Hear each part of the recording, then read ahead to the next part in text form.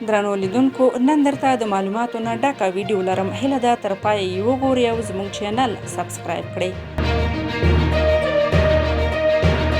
درې طالبانو پر یوې امیدوارې میرمنې ډلیز ناروا تیری کړی.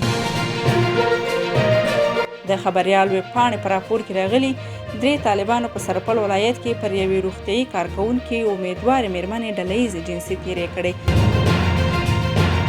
د سرپل سیمهیز چارواکي وایي د طالبانو د ډلې نه درې غړو تېره شپه د سرپل په مرکز اړوند لغمان سیمه کې د روغتیایي کارکوونکي واکسیناتوري پر کور دننه شوي وو.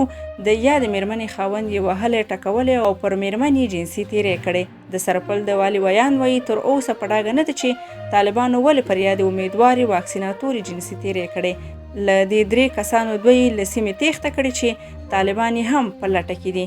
لغمان سیمه د سرپل ولایت مرکز ته نږدې پرته ده چې د طالبانو د مرکز په نوم هم یادېږي.